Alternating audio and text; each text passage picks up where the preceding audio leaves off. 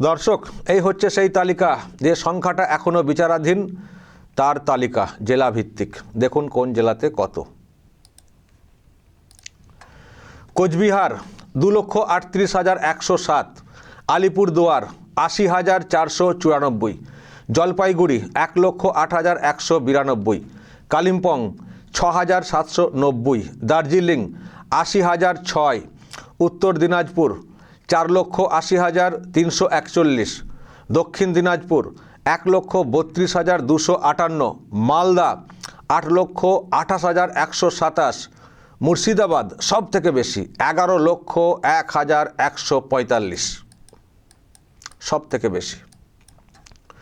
নদিয়া 2,67,940, উত্তর 24 পরগনা 5,91,252, দক্ষিণ 24 পরগনা ভাইপোর জেলা 5,22,042, কলকাতা দক্ষিণ 78,657, কলকাতা উত্তর 61,236, হাওড়া 2,89,714, হুগলি আমাদের জেলা 1,71,778, পূর্ব মেদিনীপুর শুভেন্দুর জেলা 80,176,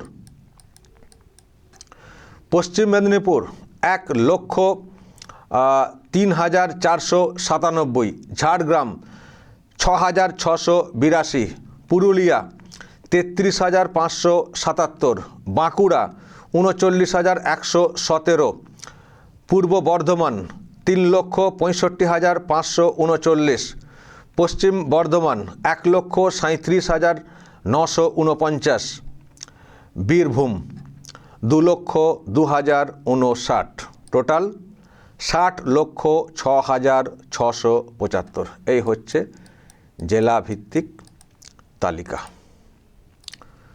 তো দর্শক দেখছেন কোন জেলাতে সব থেকে বেশি। মুর্শিদাবাদ 11 লক্ষ, তারপরেই রয়েছে মালদা 8 লক্ষ, তারপরে 2 24 পরগনা, ওখানেও তো 5 লক্ষ করে দেখলাম। এই হচ্ছে ব্যাপার। এখন এইসব মানে সব যাচাই করা হচ্ছে, তথ্য সব যাচাই করা হচ্ছে, এবং এখন তো বিচারকদেরকে দিয়ে যাচাই করা হচ্ছে সুপ্রিম কোর্টের নির্দেশে। তো দেখা যাক সেখান থেকে কি উঠে আসে। এই যে 60 লক্ষ একটা বিরাট সংখ্যা সন্দেহের তালিকাতে, তো সেখান থেকে দেখা যাক জল মেশানো কতটা ধরা পড়ে আর কতটা জেনুইন সেটা দেখতে হবে। তবে দর্শক, এরকমও মানুষ আছেন যাদের সত্যি ডকুমেন্ট আছে, তারা জমাও করেছেন, কিন্তু তাদের নামটাও এই রকম বিচারাধীন বলে দেখানো হচ্ছে। তারাও বেশ একটা উৎকণ্ঠার মধ্যে পড়ে গেছেন। তারাও বুঝতে পারছেন না যে আমি তো ডকুমেন্ট সব দিলাম, আমার নামটা কেন এখনও যাচাই হলো না, কেন বিচারাধীন হয়ে গেল, তারপর কি হবে, কি দাঁড়াবে, একটা উৎকণ্ঠা তো থাকেই। সেই উৎকণ্ঠা আমি দেখছি অনেকের মধ্যে আছে, এবং আমাকেও অনেকে যোগাযোগ করেছেন। তো আমি ইতিমধ্যে একজনের সঙ্গে কথা বলেছি যার নামটাও এই রকম বিচারাধীন বলে দেখানো হচ্ছে। তো তার মধ্যে কি উৎকণ্ঠা, তিনি কি বলছেন, কি ডকুমেন্ট জমা করেছেন, কি সমস্যা ছিল, এবং এই যে বিচারাধীন বলে এই রকম একটা অবস্থা হয়ে গেল, ফলে কি দাঁড়াবে ভবিষ্যৎ, সেটার উত্তর সঠিক অন্তত নেই না, কারণ এখন বিচারাধীন চলছে, কি হবে কেই বা বলতে পারবেন। কিন্তু এই অবস্থাতেও ওনার কি মত, এসআইআরটা কি হওয়াটা উচিত ছিল? ওনার নাম তো এখন আসবে কি আসবে না ঠিক নেই। তা সত্ত্বেও উনি কি বলছেন, আমি দর্শক ওনাকে এইসব প্রশ্ন করেছিলাম। একজন মহিলা দীপালি দাস বলে, হাবড়াতে থাকেন। তো কি কথা হয়েছে আমার সঙ্গে, আমি দর্শক আপনাদেরকে একটু শোনাই, তারপর ব্যাখ্যাতে আসছি। আমার সঙ্গে এই মুহূর্তে রয়েছেন দীপালি দাস, হাবড়ার বাসিন্দা। তারও নাম এই মুহূর্তে বিচারাধীন বলেই দেখানো হচ্ছে কমিশনের সাইটে, এমনটাই উনি জানতে পেরেছেন। দীপালিজি, নিশ্চয় হয়তো একটা উৎকণ্ঠা আপনার মধ্যে এসছে। হ্যাঁ, অবশ্যই। মানে ব্যাপারটা হ্যাঁ, কি হলো, মানে আপনার সমস্যাটা কি ছিল? আমার সমস্যা ছিল, আমি আমার বাবা মার ম্যাপিং দেখাতে পারিনি 2002 এর। কিন্তু যেই নথিগুলো কমিশন চেয়েছিল সেই নথিগুলো আমার কাছে সবই ছিল। এবার আমাকে যখন হিয়ারিং এ ডাকা হয়, আমার বার্থ সার্টিফিকেট ওরা দেখেনি। ওরা বলল মাধ্যমিকের সার্টিফিকেটটা দিন তাহলেই হবে। আর বাবা মা যে কোনো একজনের যে কোনো একটা ডকুমেন্টস দিন। আমি আমার মার আধার কার্ড, ডেথ সার্টিফিকেট এগুলো দিয়েছিলাম। তা আমি কোথাও আশায় ছিলাম যে আমি তো ভারতেরই নাগরিক, আমি জন্মেছি ভারতে, আমি বড় হয়েছি ভারতে, মানে পশ্চিমবঙ্গে। তা সেখানে দাঁড়িয়ে এরকম ভাবে আমি সেটা আশা করিনি। আজকে দেখে আমি খুবই আশাহত। হ্যাঁ, তবে না, দেখা যাক, আমি বিচারাধীন আমি আছে আমি জানতে হ্যাঁ। চাই কয়েকটা বিষয়। একটা হচ্ছে যে আপনার তার মানে নো ম্যাপিং এর মধ্যে ছিল, আপনার বাবার হ্যাঁ মানে কোনো বাবার নাম বা মায়ের নাম 2002 এর তালিকাতে ছিল না, তাই তো? না, 2002 তালিকায় ছিল না, কিন্তু আমার বাবা ভারতীয়। আমার বাবার 1995 সালের ভোটার কার্ডও আমার কাছে আছে। এবার যেহেতু ওনারা অনেক আগে মারা গেছে, আমি ছোট, ওনারা কোথায় ভোট দিত আমি সঠিক সেই কেন্দ্রের নামটা জানি না, তার জন্য আমি লিস্টে খুঁজে বার করতে পারিনি বলে আমি নো ম্যাপিং দিয়ে ও দিয়েছি। মানে না, 2000 মানে আপনার বাবা কি 2002 এর আগে মারা গেছেন? না, আমার বাবা 2009 মারা গেছে, কিন্তু আমার বাবা তার বহু আগের থেকে অসুস্থ। এবার 2002 তো আমি খুব ছোট ছিলাম, ভবিষ্যতে আচ্ছা, এইগুলো তখন কোনোদিন মানে প্রয়োজন। তখন যে এসআইআরটা হয়েছিল সে সময় বাবা কোনো কারণে না ডকুমেন্ট না না, দেননি? আর ডকুমেন্ট দিতে পারেনি, অসুস্থ ছিলেন, মা বিছনাসজ্জা মা ছিল। মা না, আমার মামা বাড়িতে মায়ের নাম ছিল কি ছিল না তা জানি না, কিন্তু ওরা বললো দাদু দিদা এদের নামও হবে। আমি দিদার লিস্ট ফিস্ট সবই নিয়ে গেছিলাম, দাদু দিদার নাম। কিন্তু ওরা বললো যে না, দাদু দিদার দেখা হবে না, ঠাকুমা দাদু হলেই দেখা হবে।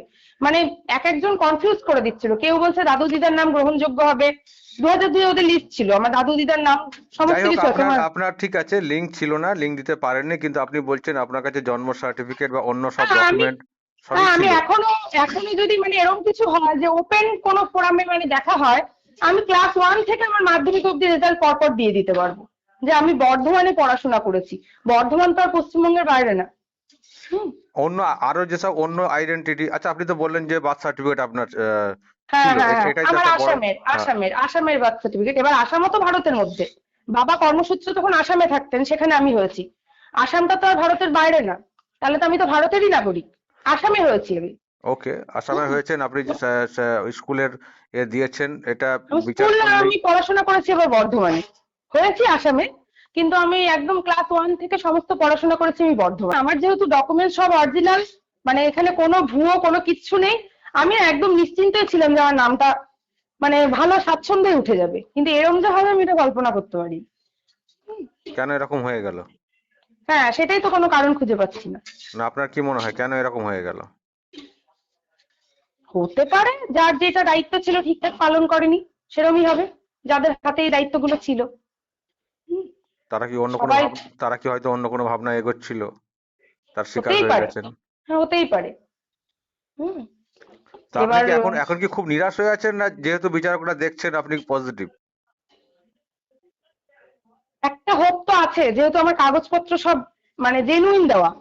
হ্যাঁ, সেখানে একটা তো আশা আমি রাখতেই পারি যে না, বিচারাধীনে আছে, বিচারকরা দেখে ঠিকঠাক মানে আমার সমস্যার সমাধান হবে।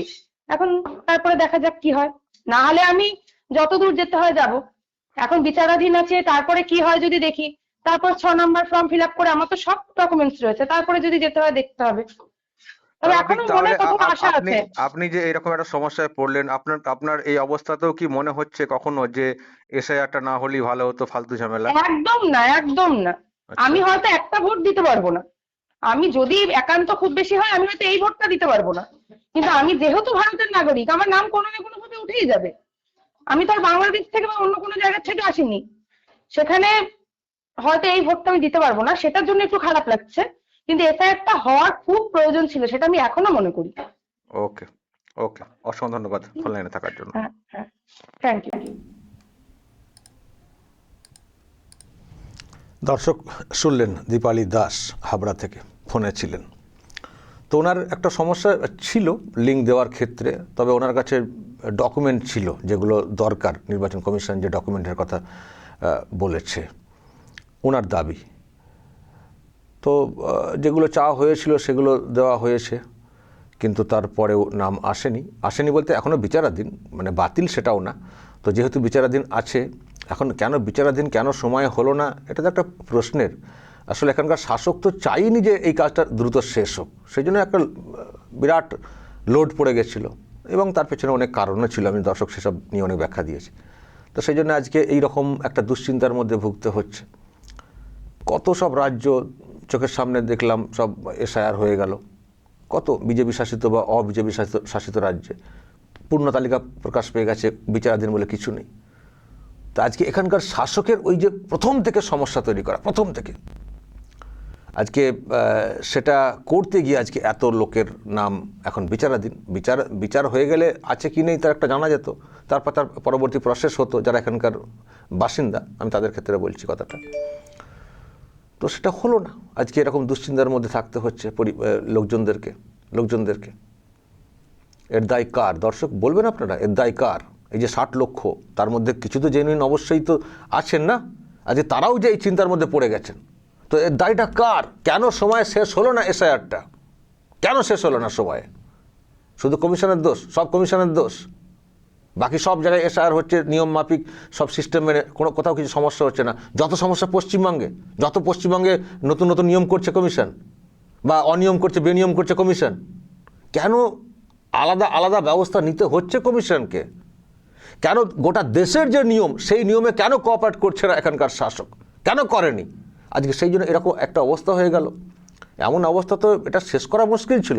তো যাই হোক, সুপ্রিম কোর্ট তো হস্তক্ষেপ করেছে, এখন বিচারকদেরকে দিয়ে এই কাজটা করাচ্ছে, সেখান থেকে উঠে আসবে। তবে উনি যেভাবে দাবি করছেন হয়তো ওনার নামটা আসবে, কিন্তু যে উৎকণ্ঠা, উদ্বেগের মধ্যে থাকতে হচ্ছে, এর খেসারত কে দেবে? এর খেসারতটা কে দেবে? যারা ভুগছেন তারাও একটু সিদ্ধান্ত নেবেন, ঠিক সময় বুঝিয়ে দেবেন যে তোমাদের জন্য আজকে আমরা উৎকণ্ঠায় পড়েছিলাম, গোটা পরিবার উৎকণ্ঠার মধ্যে পড়ে গেছিলো, আর তোমাদেরকে চাই না, ভাগো এখান থেকে। বুঝিয়ে দেবেন সময় পেলে, সময় তো সামনে আসছে। দর্শক বলবেন যা বলার, এবং নজর রাখবেন আরামবাগ টিভিতে। আর বলুন তালিকাতে যে ফিগার দেখছেন কম বেশি জেলার যে ব্যাপারটা, কেন এই সব জেলাতে এত বেশি সংখ্যায়, এবং ব্যাখ্যা নিশ্চয়ই আপনাদের কাছেও আছে। বলবেন আপনারা, যা বলার বলবেন, এবং নজর রাখবেন আরামবাগ টিভিতে।